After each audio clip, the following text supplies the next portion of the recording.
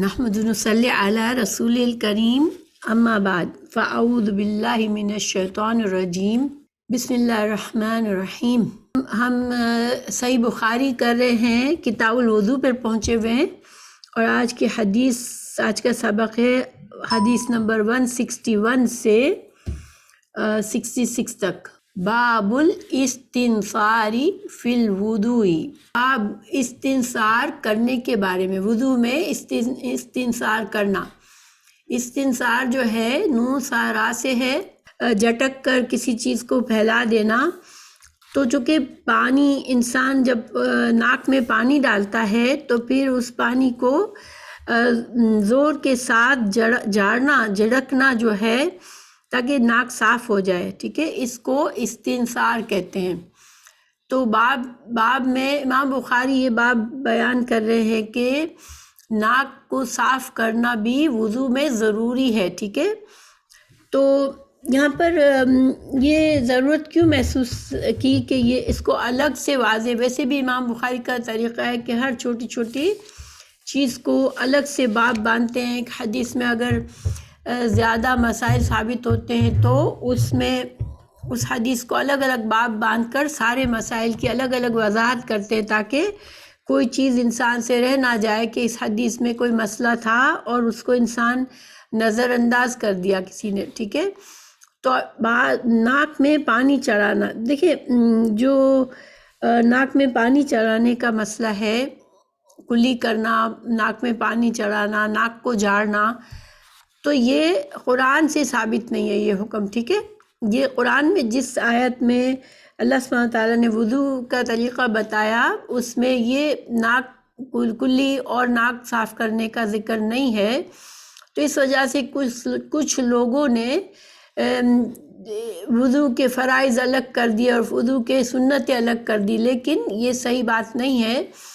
دیکھیں جس طرح رسول اللہ صلی اللہ علیہ وسلم کی ذمہ داری تھی، آپ کا کام تھا یہ کہ آپ قرآن کی تفسیر کریں، تو پھر جب قرآن میں کسی بات کی پوری وضاحت نہیں آتی تو آپ صلی اللہ علیہ وسلم کی یہ ذمہ داری تھی کہ آپ تفسیر کر کے وضاحت فرمائیں۔ تو رسول اللہ صلی اللہ علیہ وسلم اگر کوئی کام ہمیں کرتے ہیں یا آپ کا طریقہ تھا اسی طرح کام کرنے کا، تو پھر ہمارا طریقہ بھی یہی ہونا چاہیے۔ پھر اس میں فرض اور سنت کا فرق سمجھنا اور فرق کرنا جو ہے وہ فائدہ نہیں دیتا، کیونکہ ایک کام اگر ضروری ہے، آپ صلی اللہ علیہ وسلم کا طریقہ ہے اسی طرح وضو کرنے کا، اسی طرح سے آپ صلی اللہ علیہ وسلم نے کیا وضو، تو پھر یہ ہمارے لیے بھی ضروری ہے، ٹھیک ہے، اسی طرح کرنا ہے۔ اب امام بخاری نے یہاں پر اپنی اس باب کی دلائل کے طور پر حضرت عثمان رضی اللہ عنہ کی حدیث کا ذکر فرمایا، ذکرہ عثمان و عبداللہ ابن زید و ابن عباس رضی اللہ عنہم عن النبی صلی اللہ علیہ وسلم۔ تو حضرت عثمان کی حدیث ہم پڑھ چکے ہیں لاسٹ ویک 159 میں، جس میں ناک میں کلی کرنا، ناک میں پانی ڈالنا اور اس کو جھاڑنے کا ذکر تھا۔ عبداللہ بن زید کی حدیث بھی امام بخاری کی کتاب میں موجود ہے، جس میں یہ مسئلہ ثابت ہوتا ہے، اور حضرت ابن عباس کی حدیث بھی ہے اس موضوع پر۔ تو یعنی کہ امام بخاری تین صحابہ کرام کے حدیث سے اپنی بات کی دلیل پیش کرتے ہیں کہ یہ بھی ضروری چیز ہے کہ وضو میں انسان ناک صاف کرے اپنی۔ اب آگے حدیث پڑھتے ہیں۔ حدثنا عبدان اخبرنا عبداللہ قال اخبرنا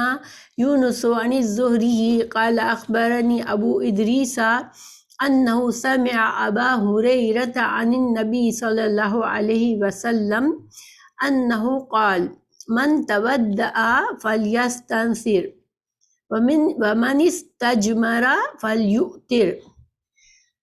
تو حدیث کا ترجمہ ہے کہ ہمیں یونس نے خبر دی، انہوں نے زہری سے، انہوں نے کہا مجھے ابو ادریس نے بتایا، انہوں نے ابو ہریرہ رضی اللہ عنہ سے سنا کہ وہ کہتے تھے کہ رسول اللہ صلی اللہ علیہ وسلم نے فرمایا من تودع، جو وضو کرے، فلیستنصر، تو اس کو چاہیے کہ وہ ناک کو صاف کرے۔ تو دیکھیں یہاں پر آپ صلی اللہ علیہ وسلم کا حکم موجود ہے، تو پھر ہمیں کوئی ضرورت نہیں ہے یہ سوچنے کی کہ یہ فرض نہیں ہے اور یہ سنت ہے، کیونکہ قرآن میں نہیں آیا، ٹھیک ہے۔ آپ صلی اللہ علیہ وسلم کا جو حکم ہے وہ بھی قرآن کے حکم کی طرح ہی ہمارے لیے لازمی ہے کرنا۔ تو پھر وَمَنِ اسْتَجْمَرَ، تجمرہ جمرہ سے ہے جو پتھر استعمال کرے، ٹھیک ہے،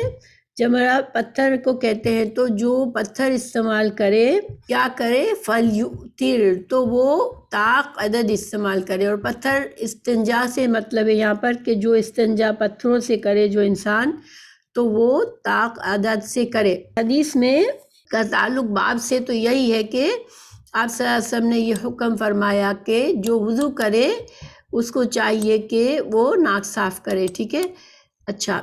اب دوسری بات، دوسرا مسئلہ یہاں پر یہ ثابت ہوتا ہے کہ کتنا پانی ڈالے ناک میں، انسان کس حد تک پانی ڈالے۔ یہ اگلی حدیث میں انشاءاللہ ناک میں پانی ڈالنے کی بھی وضاحت آئے گی، یہاں پر صرف جاڑنے کا ذکر ہے۔ تو چونکہ ہم بات کر رہے ہیں تو میں ابھی سے بتا دیں، چونکہ ناک میں پانی چڑھانے کے بارے میں بھی کچھ لوگ کہتے ہیں کہ نرم ہڈی جو ہے ناک کی وہاں تک پانی کو کھینچنا ضروری ہے۔ تو دیکھیں یہ حدیث کوئی موجود نہیں ہے جس میں خاص طور سے آپ صلی اللہ علیہ وسلم نے ناک کی نرم ہڈی تک پانی کو داخل کرنے کا حکم دیا ہو، لیکن یہ بھی نہیں ہے کہ صرف پانی کے چلو میں ناک کو ڈبو لیا اور وضو ہو گیا۔ تو طریقہ اصل کیا ہے کہ انسان کوشش کر کے ناک میں پانی ڈالے۔ اب یہ کہ بعض لوگ اتنا اوپر تک نہیں چڑھا سکتے اور بعض لوگ اوپر تک چڑھا لیتے ہیں اور بعض لوگ تھوڑا اندر تک داخل کر لیتے ہیں، لیکن بہرحال ناک میں پانی ڈالنا ضروری ہے۔ اب کتنے اوپر تک ڈالنا ہے تو یہ ہر انسان کے، بعض لوگوں کو اتنا زیادہ پانی کھینچنے سے کچھ مسائل بھی ہوتے ہیں، جو جیسے کہا گیا کہ نرم ہڈی تک کھینچے انسان پانی کو، تو اگر وہ اس کے لیے ممکن نہیں ہے تو مگر ناک میں پانی داخل کرنا یہ ہمیں حکم دیا گیا ہے، ٹھیک ہے۔ اب دوسرا مسئلہ جو ہے اس حدیث میں ہے وہ ہے کہ طہارت حاصل کرنے کے لیے جو پتھر یوز کرے، پتھر استعمال کرے، تو پتھر یا مٹی کا ڈھیلا، یہ دونوں چیزیں آ جاتی ہیں اس میں۔ تو جو کرے اس سے حاصل کرے تو پھر کیا کرے کہ طاق عدد سے استعمال کرے، یعنی کہ طاق کیا ہوتا ہے جس کو 2 سے ہم تقسیم نہیں کر سکتے، یعنی 3 5 7 یہ طاق عدد ہے، ٹھیک ہے۔ تو طاق عدد سے استنجا کرے۔ تو اب استنجا کے لیے بھی گویا کہ یہاں پر ہمیں یہ پتہ چلتا ہے کہ دیکھیں استنجا کے لیے، پتھر سے استنجا کرنے کے لیے کوئی شرط نہیں ہے کہ اگر پانی نہ ہو تو کرے، ٹھیک ہے۔ تو گویا کہ یہ بھی ایک مستقل شریعت کا طریقہ ہے طہارت حاصل کرنے کا کہ انسان اس سے کر سکتا ہے، لیکن جو ہمیں روایات سے بتایا گیا تو وہ یہ کہا گیا کہ پانی جو ہے وہ افضل ہے، پانی سے طہارت کرنا افضل ہے، مگر پتھروں سے، مٹی کے ڈھیلوں سے طہارت بھی کی جا سکتی ہے۔ اس میں چاہے پانی کی قید نہیں ہے کہ پانی نہ ہو تو بھی تب بھی انسان کرے، یعنی کہ یہ بھی ایک طریقہ ہے طہارت حاصل کرنے کا، لیکن جو افضل طریقہ ہے وہ ہمیں بتایا گیا ہے کہ وہ پانی کا ہے۔ اور بعض لوگ پتھر بھی استعمال کرتے ہیں اور اس کے بعد پانی سے بھی طہارت کرتے ہیں، تو یہ سب سے زیادہ بہتر اور افضل ہے کہ ان دونوں چیزوں کا استعمال کرنے سے زیادہ صفائی حاصل ہو جاتی ہے۔ یہ مسائل ثابت ہوتے ہیں یہاں پر۔ آگے امام بخاری دوبارہ یہی باب لائے ہیں، باب الاستجماری وطرن، کہ استجمار کرنا جو ہے وہ وطر عدد سے، یعنی طاق عدد سے کرنا۔ تو ایسا کیوں کیا ہے امام بخاری نے؟ اوپر جو مسئلہ ثابت ہوا حدیث میں جو پتھر سے طہارت حاصل کرنے کا، تو اب چونکہ وہ باب امام بخاری نے باب میں یہ ذکر نہیں کیا تھا، اس وجہ سے امام بخاری نے الگ سے باب باندھ کے بھی یہ مسئلہ ثابت کیا ہے، کیونکہ یہ امام بخاری کا طریقہ ہے ایک حدیث سے جتنے بھی مسائل نکلتے ہیں ان کو واضح طور کے الگ کہ انسان کی نظر سے وہ مسئلہ نہ نکل جائے۔ تو اس وجہ سے امام بخاری لائے ہیں۔ حدیث وہی ہے، تھوڑی سی الفاظ میں فرق ہے۔ حدثنا عبداللہ ابن یوسف قال اخبرنا مالک عن ابی الزناد عن الاعرج عن ابی ہریرۃ ان رسول اللہ صلی اللہ علیہ وسلم قال اذا تودع احدکم فلیجعل فی انفہ ماء ثم لینصر۔ اچھا، تو یہاں پر ترجمہ کیا ہے کہ جب کوئی وضو کرے، تم میں سے کوئی جب وضو کرے، فَلْيَجْعَلْ تو ڈالے فی انفہ اپنے ناک میں ماءً پانی، یعنی یہاں پر ناک میں پانی داخل کرنے کا بھی ذکر موجود ہے جو کہ پچھلی حدیث میں نہیں تھا۔ ثم لینصر پھر چاہیے کہ وہ اس کو جھاڑ دے، ناک کو جھاڑے۔ تو جیسے کہ میں نے بتایا کہ پانی کتنا اوپر تک داخل کرے تو ہر انسان کی اپنی استطاعت ہے، لیکن پانی داخل کرنا اچھی طرح سے یہ وضو کا طریقہ ہے، صحیح طریقہ ہے۔ پھر وَمَنِ اسْتَجْمَرَ فَلْيُؤْتِرْ، اب یہاں پر دوبارہ یہ ہے کہ جو بھی استنجا کرے پتھروں سے تو اس کو چاہیے کہ طاق عدد استعمال کرے۔ تو یہاں پر یہ باب سے تعلق ہے اس کا کہ اس میں اس مسئلے کو امام بخاری نے واضح فرمایا ہے کہ یہ مسئلہ موجود ہے اور یہ ایک طریقہ ہے جو شریعت ہمیں الاؤ کرتی ہے، شریعت میں یہ جائز طریقہ ہے کہ انسان پتھر یا ڈھیلے سے جو ہے وہ طہارت حاصل کر سکتا ہے، ٹھیک ہے۔ پھر وَإِذَا اسْتَيْقَظَ، جب انسان نیند سے بیدار ہو، احدکم کوئی تم میں سے ایک، من نومہ ہی جب تم میں سے کوئی ایک اپنی نیند سے بیدار ہو، استیقظ کا مطلب ہوتا ہے اٹھ جانا، بیدار ہونا، فَلْيَغْسِلْ يَدَهُ تو اس کو کیا چاہیے کہ پہلے اپنے ہاتھوں کو دھوئے، ہتھیلیوں کو دھوئے،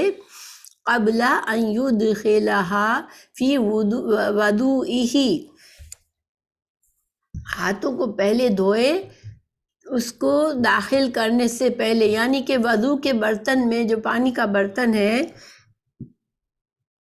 اس میں ہاتھ ڈالنے سے پہلے ہاتھوں کو الگ سے اس پر پانی ڈال کے ہتھیلیوں کو دھو لے، پھر ان دھلے ہوئے ہاتھوں سے پانی سے چلو بھر کے وضو کرے۔ تو یہاں پر نیند سے بیدار ہو کر کا ذکر ہے، یعنی جب انسان سو گیا ہو تو، لیکن بہتر یہ ہے کہ انسان جب بھی اگر برتن میں پانی ہے اور اس سے وضو کر رہا ہے تو بہتر طریقہ یہی ہے کہ ہاتھوں کو پہلے سے پانی میں ڈالنے کے بجائے انسان احتیاطاً اگر دھو لیتا ہے، کیونکہ ہاتھوں کو انسان مختلف کاموں کے لیے استعمال کرتا ہے تو بہتر ہوتا ہے کہ اگر انسان ہاتھوں کو پہلے صاف کر لے پھر پانی میں ڈالے۔ لیکن نیند سے اٹھنے کے بعد ضروری ہے، ٹھیک ہے، کیوں ضروری ہے؟ ان یدخلها فی وضوئها فإن احدکم لا یدری این باتت یدہ۔ اب یہاں پر وجہ بتائی گئی ہے کہ بے شک تم میں سے کوئی نہیں جانتا، اینا کہاں،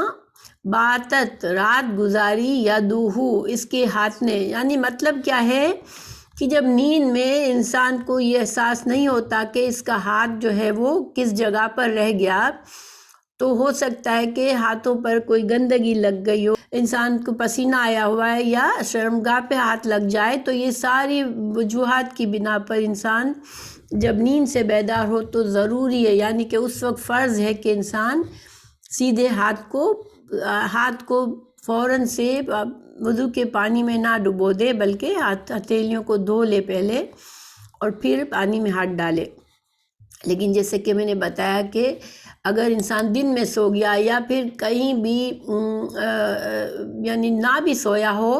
تو اگر یہ عادت انسان کی ہوگی تو یہ اچھی عادت ہے کہ انسان اگر برتن سے پانی سے وضو کر رہا ہے تو پھر پہلے ہتھیلیوں کو دھو لے الگ سے۔ تو یہ یہاں پر مسئلہ ثابت ہوا، لیکن باب سے جو تعلق ہے وہ استنجا کے بارے میں ہے کہ انسان طاق عدد سے استنجا کرے، طاق عدد سے پتھر یا ڈھیلے لے۔ باب غسل الرجلین ولا یمسح علی القدمین، امام بخاری کہہ رہے ہیں کہ باب اس بارے میں کہ دھونا پیروں کو، دونوں، یہ تثنیہ ہے، الرجلین تثنیہ ہے، دونوں پیروں کو دھونا، ولا یمسح اور نہ مسح کرنا، علی القدمین یعنی کہ مسح نہ کرے انسان جب وضو کرے تو کیا کرے، پیروں کو دھوئے، مسح نہ کرے اپنے قدموں پر۔ تو یہاں پر امام بخاری یہ بتانا چاہ رہے ہمیں کہ جب انسان وضو کرے تو پیروں کو دھونا لازمی ہے، یہ نہیں کہ اگر کوئی موزے وغیرہ نہیں پہنے ہوئے تھے طہارت کی حالت میں تو اس پر مسح کرنا یہ دوسرا حکم ہے، لیکن ایسی کوئی بات نہیں ہے، اس نے موزے نہیں پہنے ہوئے تھے یا اس کی ٹخنے کھلے ہوئے تھے، صرف ایسے موزے یا ایسے جوتے پہنے تھے جس سے صرف پیروں کا نیچے کا حصہ کور تھا اور ٹخنوں تک نہیں آ رہے تھے وہ، تو پھر مسح کرنا جائز نہیں ہے، پھر انسان کو دھونا ضروری ہے۔ اب یہاں اس مسئلے میں دیکھیں کچھ لوگ جو ہے وہ یہ کہتے ہیں کہ پیروں پر مسح کے قائل ہے، چاہے اس میں ساکس پہنے ہوئے ہو یا نہ ہو، چاہے اس کو ٹخنے کور تھے یا نہیں تھے، لیکن وضو کرتے میں وہ پیروں پر مسح کرنا جائز سمجھتے ہیں، ٹھیک ہے۔ یہ شیعہ لوگ جو ہے ان میں یہ عقیدہ، اس میں یہ طریقہ موجود ہے کہ وہ پیروں پر مسح کرنے کو بھی جائز سمجھتے ہیں وضو کرنے میں، یعنی پیروں کو دھوئے نہ مگر صرف مسح کر لے، مگر امام بخاری باب باندھ کر یہ ہمیں واضح فرما رہے ہیں کہ نہیں، ایسا نہیں ہے، پیروں کو دھونا ضروری ہے، ٹھیک ہے۔ اچھا، اب حدیث یہ ہے، حدثنا موسیٰ قال حدثنا ابو عوانۃ عن ابی بشر عن یوسف بن ماہک عن عبداللہ بن عمر قال، تو حدثنا میں موسیٰ نے کہا، انہوں نے کہا ہمیں، ابو عوانۃ عن ابی بشر سے کہا، انہوں نے یوسف بن ماہک سے، انہوں نے عبداللہ بن عمر بن عاص سے کہا، یہ عبداللہ بن عمر ہے، ٹھیک ہے، عبداللہ بن عمر نہیں ہے، عبداللہ بن عمر بن عاص ہے۔ تخلف النبی صلی اللہ علیہ وسلم عنا فی سفرۃ، ایک سفر میں پیچھے رہ گئے رسول اللہ صلی اللہ علیہ وسلم ہم سے، فادرکنا، پھر وہ پہنچ گئے ہم تک، انہوں نے ہمیں پا لیا، پھر وقد، لیکن اس وقت حالت کیا تھی، ارحقنا العصر، کہ عصر کا وقت آ چکا تھا۔ اب ارحقنا کا مطلب ہوتا ہے قریب ہونا، تو اب اس کے دو معنی کیے گئے، ٹھیک ہے، یا تو یہ کہ ایک یہ کہ عصر کا وقت شروع ہو چکا تھا، دوسرا یہ کہ قریب تھا کہ عصر کا وقت ختم ہو جائے، یعنی مغرب قریب ہو چکی تھی، ارحقنا عصرا، کہ عصر جو ہے وہ اس کا وقت ختم ہونے دیر ہو رہی تھی ہمیں عصر پڑھنے میں، ٹھیک ہے، دونوں مطلب کیے گئے، کیونکہ عصر آگے پتہ چلتا ہے، فجعلنا، تو ہم نے شروع کیا، نتودع، ہم نے وضو کرنا شروع کیا، ونمسح علی ارجلنا، اور ہم نے پیروں پر مسح کیا، یعنی پیروں کو دھویا نہیں بلکہ جلدی میں صرف مسح کرنا شروع کیا۔ تو اس وجہ سے علماء کہتے ہیں کہ دو معنی میں سے ایک معنی یہ کہ رسول اللہ صلی اللہ علیہ وسلم دیر سے آئے، صحابہ کرام آپ کا انتظار کر رہے تھے، عصر کا وقت جو ہے وہ جانے والے، یعنی دیر ہو رہی تھی عصر پڑھنے میں، تو صحابہ کرام نے جب دیکھا کہ رسول اللہ صلی اللہ علیہ وسلم آ گئے ہیں تو انہوں نے وضو کرنے میں جلدی کی اور پیروں کو پورا دھونے کے بجائے ان پر مسح کرنا شروع کیا۔ آپ کو پتہ ہے کہ مسح جو ہے وہ صرف اوپر کیا جاتا ہے، ٹھیک ہے، پیر کے اوپر کیا جاتا ہے، تو انہوں نے مسح کرنا شروع کر دیا۔ فنادا، تو آواز دی، بِأَعْلَى صَوْتِهِ، آپ صلی اللہ علیہ وسلم نے اپنی بلند آواز سے آواز لگائی، وَيْلٌ، خرابی ہے، لِلْعَقَابِ مِنَ النَّارِ، کہ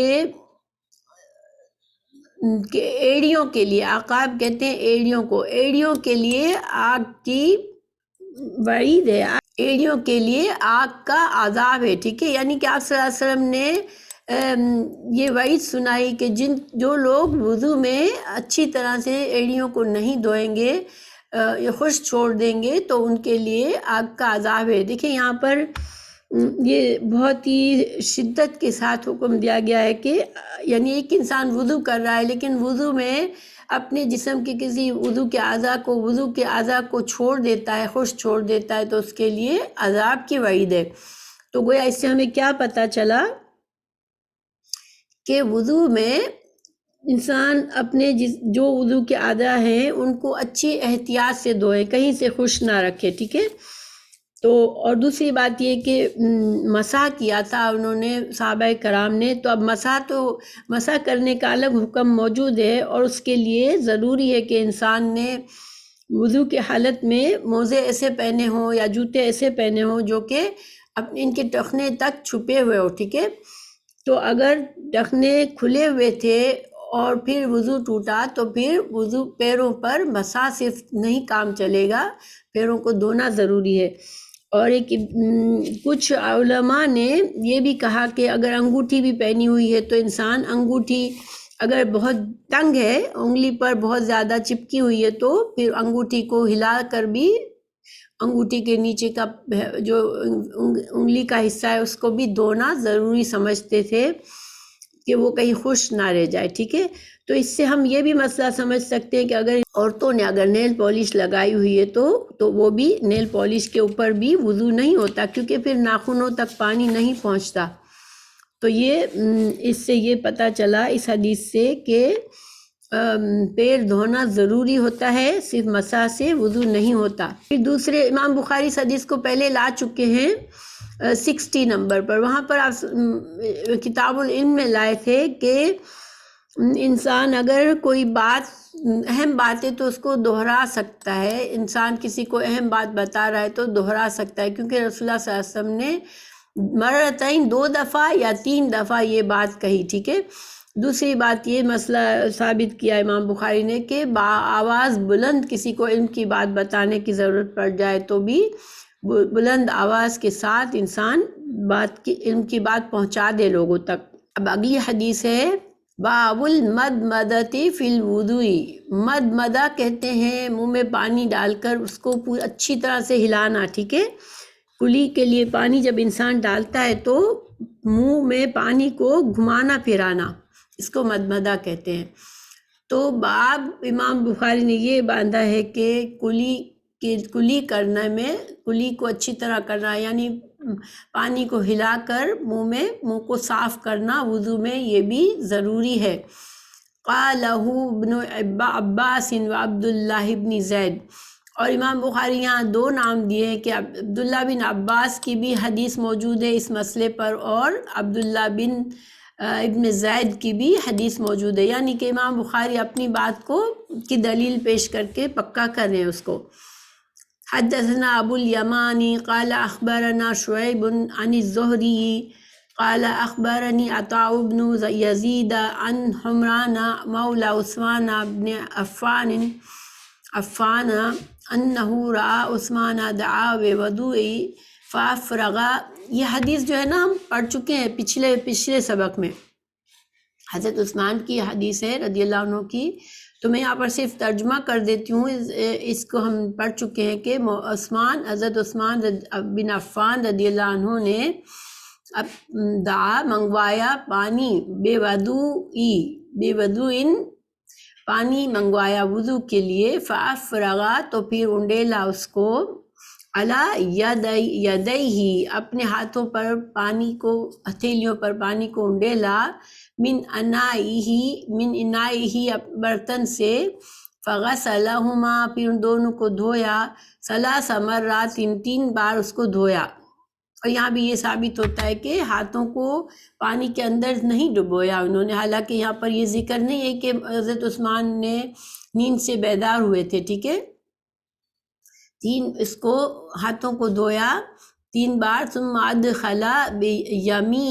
یمینہ اپنا سیدھا ہاتھ، فی الوضوء وضو کے پانی میں سیدھا ہاتھ داخل کیا، ثم مدمد واستنشق پھر انہوں نے کلی کی، واستنشق اور پانی داخل کیا ناک میں، واستنثر اور پھر اس کو جھاڑا، ناک کو جھاڑا، ثم غسل وجهه ثلاثا، پھر چہرے کو 3 بار دھویا، وَيَدَيْهِ إِلَى الْمِرْفَقَيْنِ، اور ہاتھوں کو، دونوں ہاتھوں کو کونیوں سمیت دھویا، ثلاثاً 3 بار، ثم مسح برأسه، پھر اپنے سر پر مسح کیا، ثم غسل كل رجل ثلاثاً، پھر دونوں پیروں کو یعنی اپنے ہر پاؤں کو 3 بار دھویا، 3 بار دھویا۔ ثم قال رأيت النبي صلی اللہ علیہ وسلم يتوضأ نحو وضوء هذا وقال، پھر انہوں نے کہا کہ میں نے رسول اللہ صلی اللہ علیہ وسلم کو اس طرح سے وضو کرتے ہوئے دیکھا تھا، پھر آپ صلی اللہ علیہ وسلم نے فرمایا تھا من توضأ نحو وضوئی ھذا، جو میرے اس وضو کی طرح کا وضو کرے، ثم صلی رکعتین، پھر 2 رکعت پڑھے، لا یحدث فیہما نفسہ، پھر اپنے دل میں بات نہ کرے یعنی اپنے خیالوں میں نہ ڈوبا ہوا ہو، غفر اللہ لہ ما تقدم من ذنبہ،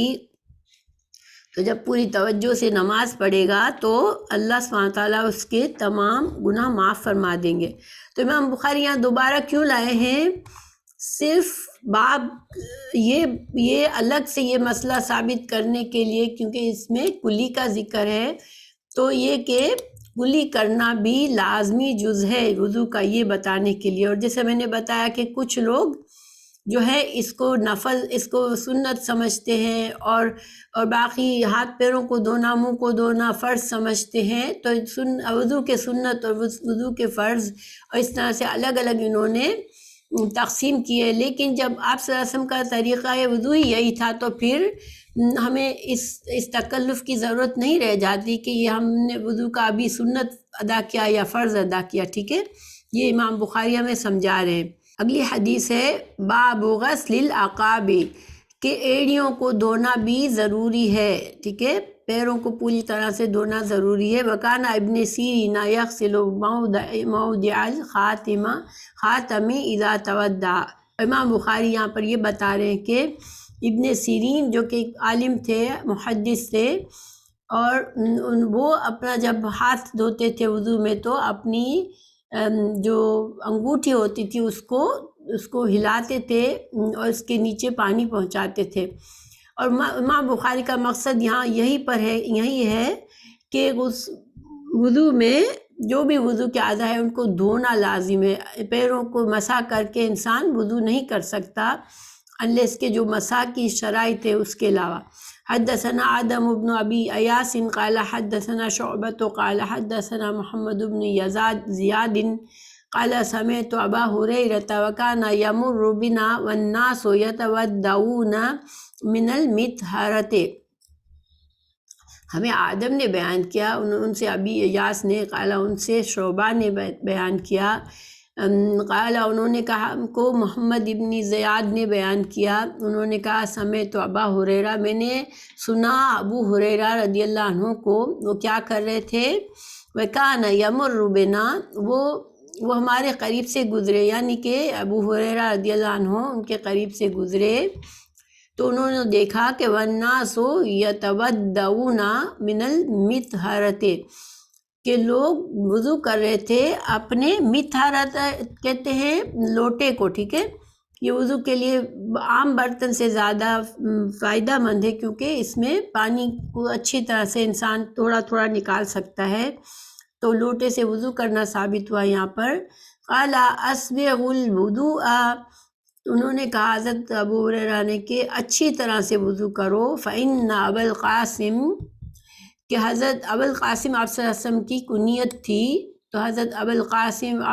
صلی اللہ علیہ وسلم، تو حضرت ابو ہریرہ نے یہاں پر رسول اللہ صلی اللہ علیہ وسلم کی کنیت سے بتایا کہ آپ صلی اللہ علیہ وسلم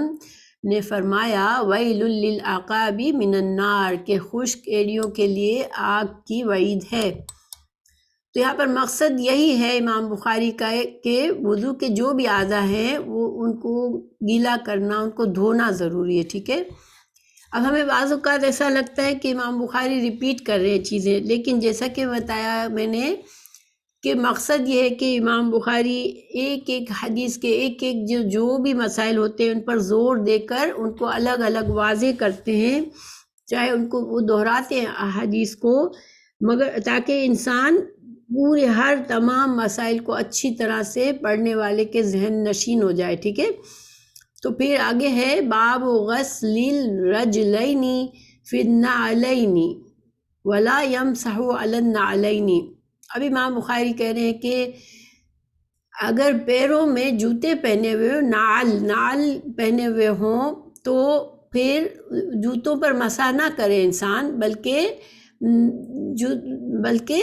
دھوئے اس کو، ولا یمسح، یعنی کہ جوتے پہنے ہوئے بھی اگر ایسے جوتے ہیں کہ انسان ان کو پہن کر وضو کر سکتا ہے تو جوتوں سمیت بھی وضو کرے، مگر پیروں پر یا جوتوں پر مسح نہ کرے، ٹھیک ہے۔ ولا یمسح علی النعلین، یعنی جوتوں پر مسح کرنے کا منع فرما رہے ہیں کہ ان کو دھونا ضروری ہے۔ اب اس کو ہم سمجھیں گے انشاءاللہ اس باب کو۔ حدثنا عبداللہ بن یوسف قال اخبرنا مالک عن سعید المقبری عن عبید بن جریج انہ قال لعبد اللہ بن عمر۔ تو ہمیں عبداللہ بن یوسف نے بیان کیا، انہوں نے ہمیں بتایا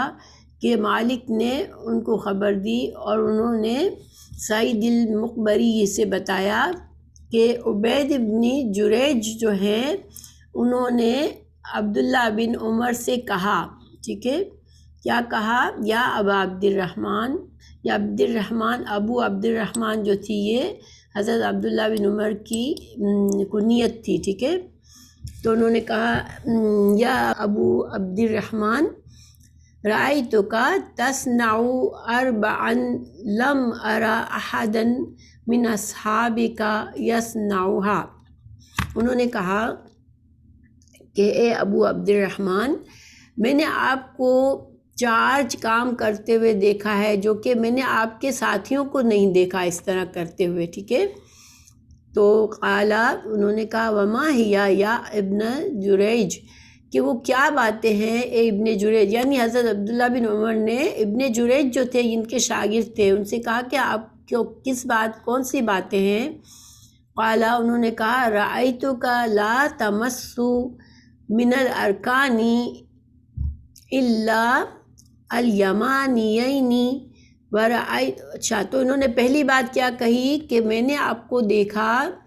کہ آپ جب طواف کرتے ہیں تو کعبہ کے 4 جو کونے ہیں اس میں سے آپ صرف 2 کو چھوتے ہیں اور آپ 4 کو نہیں چھوتے۔ وَرَأَيْتُكَ تَلْبِسُ، اور یمانینی، جو یمنی، دیکھیں جو کعبہ شریف ہے اس کے جو حجر اسود کا کونا ہے اور رکن یمانی جو ہے وہ دونوں یمن کی جانب ہے، ٹھیک ہے۔ تو ہم جب طواف کرتے ہیں تو رکن یمانی کو چھوتے ہیں اور حجر اسود کو بوسہ دیتے ہیں، یا اگر بوسہ دینا ممکن نہ ہو تو اس کو چھوتے ہیں، اور چھونا بھی ممکن نہیں ہوتا تو دور سے اس ہاتھ سے اشارہ کرتے ہیں۔ لیکن رکن یمانی کو چھونا، بوسہ نہیں دینا ہوتا، اس کو صرف چھونا ہوتا ہے، لیکن اگر چھونا ممکن نہیں ہے تو دور سے اشارہ کرنا ضروری نہیں ہوتا۔ تو یہاں پر اور اس کے جو دوسرے کونے ہیں 2، اس کو ہم نہیں چھوتے، وہاں سے گزر جاتے ہیں۔ تو یہی بات کہہ رہے ہیں یہاں پر عبداللہ بن عمر سے کہ آپ جو ہے 4 کونوں کو نہیں چھوتے، صرف 2 کو چھوتے ہیں۔ وَرَأَيْتُكَ تَلْبِسُ النَّعَالَ سِبْتِيَّةً، نعال، سبتی نعال کیا ہوتی ہیں؟ میں نے آپ کو دیکھا کہ آپ سبتی نعال پہنتے ہیں۔ نعال جوتوں کو کہتے ہیں، اور سبتی نعال وہ ہوتی ہیں جو کہ ایسے چمڑے سے بنی ہوئی ہو جس کے اوپر بال نہ ہو، جیسے گائے کا چمڑا ہے تو اس طرح کے چمڑے سے بنی ہوئی ہو جس کے اوپر بال نہیں ہوتے، اور یہ عام طور پر بند جوتا نہیں ہوتا، بلکہ کیسا ہوتا ہے کہ آپ لوگوں نے دیکھا ہوگا نعال مبارک کے چھوٹے چھوٹے سے اس کے نمونے بنا کر لوگ بیچتے ہیں، اس پر بال نہیں ہوتے اور یہ کھلی ہوئی ہوتی ہے، اس میں ٹخنے چھپے ہوئے نہیں ہوتے، ٹھیک ہے۔ تو اب حضرت عبداللہ بن عمر کو انہوں نے دیکھا کہ انہوں نے ایسی جوتیاں پہنی ہوئی ہیں، نعال پہنی ہوئی ہیں، سبتیہ نعال پہنی ہوئی ہیں. وَرَأَيْتُكَ تَصْبُغُ بِالصُّفْرَةِ، اور میں تیسری بات یہ دیکھی میں نے کہ آپ زرد رنگ سے رنگتے ہیں. صفرا زرد رنگ ہوتا ہے. اب کیا چیز رنگتے ہیں تو اس کی وضاحت نہیں ہے، لیکن ہمیں مختلف احادیث سے پتہ چلتا ہے کہ اس زمانے میں کپڑے کو بھی رنگا جاتا تھا، اور جو سفید داڑھی ہو جاتی تھی تو وہ لوگ اپنی داڑھی کو بھی رنگتے تھے، ٹھیک ہے، مرد. تو انہوں نے کہا کہ آپ جو ہیں وہ زرد رنگ استعمال کرتے ہیں، زرد رنگ کو سے رنگتے ہیں آپ. وَرَأَيْتُكَ إِذَا كُنْتَ بِمَكَّةَ أَهْلَ النَّاسُ إِذَا رَأَوُا الْهِلَالَ وَلَمْ تُحِلَّ أَنْتَ حَتَّى كَانَ يَوْمُ التَّرْوِيَّةِ، کہ انہوں نے کہا کہ میں نے آپ کو دیکھا کہ جب آپ مکہ میں ہوتے ہیں تو لوگ مکہ والے کیا کرتے ہیں کہ چاند، جب ذی الحج کا چاند دیکھ لیتے ہیں تو پھر فوراً سے لبیک کہہ کر احرام کی نیت کر لیتے ہیں. پہلی ذی الحج کو ہی احرام باندھ کے نیت کر لیتے ہیں. ولم تو ہلا، لیکن آپ جو ہے وہ احرام نہیں باندھتے جہاں تک کہ یوم ترویہ شروع ہوتا ہے، اس وقت تک آپ جو ہے احرام نہیں باندھتے. اور یوم ترویہ جب 8 ذی الحج کو شروع ہوتا ہے، ٹھیک ہے. تو انہوں نے کہا کہ آپ 8 ذی الحج سے پہلے احرام نہیں باندھتے، آپ 8 ذی الحج کو پہنتے ہیں. جبکہ بہت سے لوگ جو ہے وہ میں نے دیکھا کہ پہلی تاریخ کو ہی باندھ لیتے ہیں، نیت کر لیتے ہیں. قال عبداللہ بن عمر رضی اللہ عنہ نے کہا، امل ارکانو فإنی لم ارا رسول اللہ صلی اللہ علیہ وسلم یمس الا یمانیین، کہ جو ارکان کا معاملہ ہے، یعنی کہ جو خانہ کعبہ کے جو 4 کونوں میں سے 4 رکنوں میں کو چھونے کا معاملہ ہے، تو رسول اللہ صلی اللہ علیہ وسلم کو میں نے نہیں دیکھا کہ وہ چاروں کو چھوتے تھے، بلکہ آپ صرف یمانی، یعنی جو 2 یمنی رکن ہیں ان کو ہی چھوتے تھے، یعنی کہ حجر اسود کو اور رکن یمانی کو. وَأَمَّا النَّعَالُ، اور جو نعال کا معاملہ ہے، السبتیۃ، سبتی نعال کا جو معاملہ ہے، فإنی، تو میں نے دیکھا، میں نے دیکھا رسول اللہ صلی اللہ علیہ وسلم، میں نے رسول اللہ صلی اللہ علیہ وسلم کو دیکھا تھا، یلبس النعال، کہ آپ نعال پہنے ہوئے تھے، التی، وہ جو لیس فیہا شعر، جس پر بال نہیں تھے، فیتودع، تو پھر آپ صلی اللہ علیہ وسلم نے وضو فرمایا تھا، فیہا، یعنی ان کو پہنے ہوئے ہی وضو فرمایا تھا، جوتوں کے اندر سے ہی وضو کیا تھا. فَأَنَا أُحِبُّ أَنْ أَلْبَسَهَا، تو میں پسند کرتا ہوں کہ میں بھی ان کو پہنوں، یعنی آپ صلی اللہ علیہ وسلم کی پیروی کروں میں بھی. اور حضرت عبداللہ بن عمر جو تھے وہ مشہور تھے، رسول اللہ صلی اللہ علیہ وسلم کی طریقوں کو بہت زیادہ اپنانے میں پسند کرتے تھے. حالانکہ ایسی چھوٹی چھوٹی باتیں جو آپ صلی اللہ علیہ وسلم کی شریعت سے تعلق نہیں ہوتا تھا، آپ صلی اللہ علیہ وسلم کو کچھ کرتے دیکھتے تو وہ اسی طرح کرنے کی کوشش کرتے تھے. وَأَمَّا الصُّفْرَةُ، تو اب جو زرد رنگ کا معاملہ ہے، فَإِنِّي، تو بے شک میں رأیت رسول اللہ صلی اللہ علیہ وسلم یصبغ بها، کہ میں نے آپ صلی اللہ علیہ وسلم کو دیکھا تھا زرد رنگ سے رنگتے ہوئے. فإنی، تو بے شک میں، احب ان اصبغ بها، تو میں بے شک اس کو پسند کرتا ہوں کہ میں بھی ان سے اس رنگ کو استعمال کروں. وَأَمَّا الْإِحْلَالُ فَإِنِّي لَمْ أَرَى رَسُولَ اللَّهِ صلی اللہ علیہ وسلم يُحِلُّ حَتَّى تَنْبَعِثَ بِهِ رَاحِلَتُهُ، اور جہاں تک معاملہ احرام کی نیت کرنے کا ہے، تو میں نے نہیں دیکھا آپ صلی اللہ علیہ وسلم کو کہ آپ اس نیت کرتے اور لبیک پکارتے، کب تک؟ جب تک آپ کی حتیٰ تنبعث، یعنی چلنے لگتی، بہی راحلتہ، کہ آپ صلی اللہ علیہ وسلم کی اونٹنی جب آپ کو لے کر چلنے لگتی، یعنی کہ جب 8 ذی الحجہ کو آپ صلی اللہ علیہ وسلم اونٹنی پر سوار ہو کر مینا کے رخ کرتے تو اس وقت جو ہے آپ صلی اللہ علیہ وسلم لبیک کر کے احرام کی نیت کرتے تھے، تو میں نے بھی اسی طرح کیا۔ یہ اس حدیث کے کوئی مسائل کو سمجھتے ہیں ہم۔ دیکھیں یہاں پر جو باب کا مقصد امام بخاری کا کیا ہے کہ امام بخاری یہ واضح کر رہے ہیں کہ پہلی بات جوتوں پر مسح نہیں کرنا، ٹھیک ہے، اور جوتے اگر ایسے ہیں کہ جس کے اندر پیر ہوں پھر بھی پانی سے اچھی طرح سے دھو سکتے ہیں، انسان دھو سکتا ہے، تو پھر جوتوں سمیت پانی پیروں کو دھو لے انسان، لیکن اس پر مسح نہ کرے، ٹھیک ہے۔ یہ امام بخاری اس سے یہ مسئلہ ثابت کر رہے ہیں۔ اب حضرت عبداللہ بن عمر کے 4 اعمال یہاں پر ذکر ہوئے ہیں۔ تو جوتوں کا ایک تو جوتے کی بات ہو گئی کہ جوتے اگر ایسے ہیں کہ ان کے اندر پیروں کو دھونا ممکن ہے تو انسان جوتے پہنے ہوئے بھی دھو سکتا ہے۔ اچھا، اب اس میں علماء نے یہ بات کہی کہ موضوع پر انسان مسح کر سکتا ہے، تو کیا جوتوں پر بھی مسح کر سکتا ہے انسان؟ تو اس میں یہ کہ جب ایسے جوتے ہوں جس میں ٹخنے چھپے ہوئے نہیں ہیں، ٹخنے کھلے ہیں، تو اس پر مسح کرنا تو بالکل بھی جائز نہیں ہے۔ اچھا، اگر ایسے جوتے ہیں جو کہ ٹخنوں کے اوپر تک ہے اور ٹخنے اس میں چھپے ہوئے ہیں، جیسے بوٹس ہوتے ہیں ہمارے، تو اس پر کچھ علماء کہتے ہیں کہ مسح کرنا جائز ہے۔ کیوں؟ کیونکہ دیکھیں نماز جو ہے وہ جوتوں کے ساتھ پڑھی جا سکتی ہے، اگر جوتوں پر کوئی نجس چیز نہیں لگی ہوئی ہے، پاک ہے جوتے، تو پڑھی جا سکتی ہے، ٹھیک ہے۔ تو چونکہ نماز اس میں پڑھی جا سکتی ہے تو انسان جو ہے وہ جوتوں پر جسے ایسے جوتے ہیں جس سے ٹخنے چھپے ہوئے تو اس پر جوتوں پر مسح کر سکتا ہے، یہ کچھ علماء کی رائے ہے، ٹھیک ہے۔ اچھا، اور مگر جوتے ایسے ہیں جس سے ٹخنے کھلے ہوئے تو پھر جوتوں پر مسح نہیں ہوگا، اور اگر موزے بھی نہیں پہنے ہوئے تو پھر پیروں کو دھونا ضروری ہے، ٹھیک ہے، پھر اس پر مسح نہیں ہوگا۔ تو اب سوال یہ ہے کہ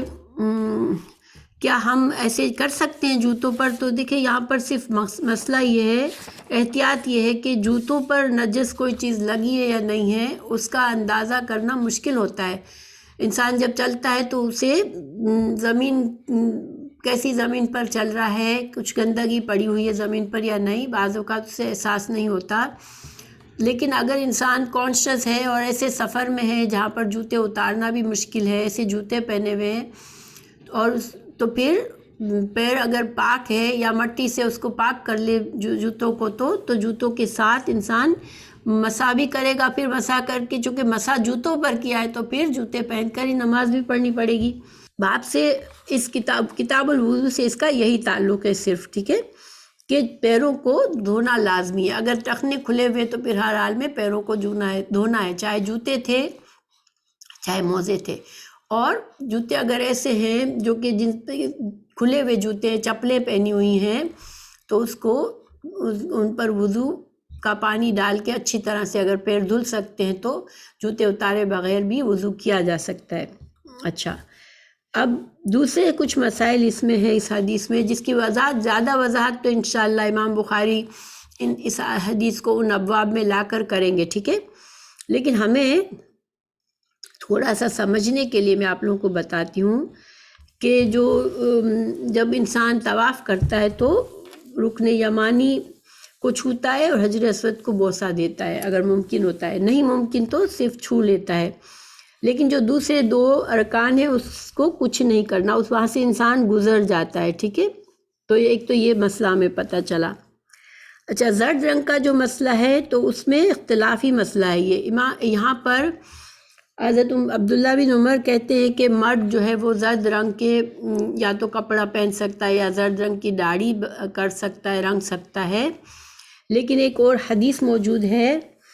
حضرت انس رضی اللہ عنہ کی حدیث ہے کہ آپ صلی اللہ علیہ وسلم نے منع فرمایا کہ کوئی آدمی زعفران کے رنگ سے کپڑے یا بال نہ رنگے، ٹھیک ہے۔ یہ امام بخاری لائے ہیں کتاب لباس میں 5846 حدیث۔ تو چونکہ آپ صلی اللہ علیہ وسلم نے منع فرمایا ہے، حدیث صحیح حدیث موجود ہے، اس وجہ سے زیادہ تر علماء یہی کہتے ہیں کہ جو زرد رنگ ہے اس سے نہ انسان نہ داڑھی کو بھی نہ رنگے ایک مرد، اور نہ اس رنگ کا لباس پہنے۔ اب یہ مردوں کے لیے پابندی ہے، عورتوں کے لیے کلر رنگ کی کوئی پابندی نہیں ہے، ٹھیک ہے۔ اچھا، پھر دوسری حدیث موجود ہے کہ حضرت عبداللہ بن عمر کی ہے، جس میں زعفران رنگ کے کپڑے ہو تو پھر اس سے انسان احرام نہ بنائے، یعنی کہ احرام کے لیے زعفران سے رنگے ہوئے کپڑے منع ہیں۔ تیسری روایت ہے حضرت عبداللہ بن عمر بن عاص کی کہ زرد رنگ جو ہے وہ آپ صلی اللہ علیہ وسلم نے منع فرمایا، یعنی کہ ہمیں یہ بات واضح ہے کہ صحیح احادیث موجود ہے کہ مرد جو ہے وہ زرد رنگ نہ پہنے۔ تو یہاں عبداللہ بن عمر رضی اللہ عنہ کا یہ کہنا کہ میں نے آپ صلی اللہ علیہ وسلم کو دیکھا ہے، تو ہو سکتا ہے کہ جب ممانعت کی آپ صلی اللہ علیہ وسلم نے وہ بعد کی حدیث ہو اور حضرت عبداللہ بن عمر کو یہ حدیث نہ پہنچی ہو، ٹھیک ہے۔ تو یہ احتیاط کا پہلو ہے، اور مرد حضرات جو ہے وہ زرد رنگ نہ استعمال کرے، نہ لباس پہنے، نہ اس سے داڑھی رنگے۔ تو یہ زیادہ احتیاط ہے اس میں۔ 8 ذی الحج کو جو ہے انسان 8 ذی الحج کو منا کے لیے روانہ ہوتا ہے اور اس وقت نیت کرتا ہے، تو اصل میں 8 ذی الحج سے ہی ایام الحج شروع ہوتے ہیں، یعنی کہ جو حج کے جو ارکان شروع ہوتے ہیں، حج کے جو مناسک شروع ہوتے ہیں وہ 8 ذی الحج سے شروع ہوتے ہیں، اور یہی آپ صلی اللہ علیہ وسلم کا بھی طریقہ تھا، اور یہی صحیح طریقہ ہے کہ 8 ذی الحج سے کو ہی انسان نیت کرے، لیکن اس سے پہلے بھی کی جا سکتی ہے، ٹھیک ہے۔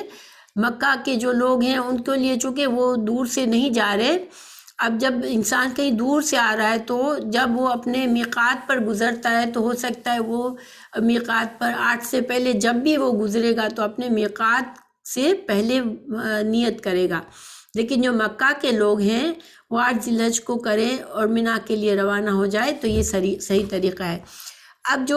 جو ابن جریج نے یہ کہا کہ آپ کے علاوہ میں نے کسی کو یہ کام نہیں دیکھے، یہ 4 کام، تو یہ ابن جریج نے ہو سکتا ہے کہ نہ دیکھے ہوں، لیکن یہ کام جو ہے وہ چونکہ سنت سے ثابت ہے جو کام، تو وہ دوسرے صحابہ کرام کے طریقے سے بھی ثابت ہے، لیکن چونکہ وہ حضرت عبداللہ بن عمر کے شاگرد تھے، انہوں نے شاید اس طرح سے باقی لوگوں کو نہ دیکھا ہو، تو یہ صرف ہم اس کو یہ سمجھیں گے کہ یہ ان کے شاگرد کی بات ہے صرف، ٹھیک ہے، ان کے شاگرد کا مشاہدہ ہے۔ تو انشاءاللہ ہمارے حدیث کے آج کا سبق پورا ہوا۔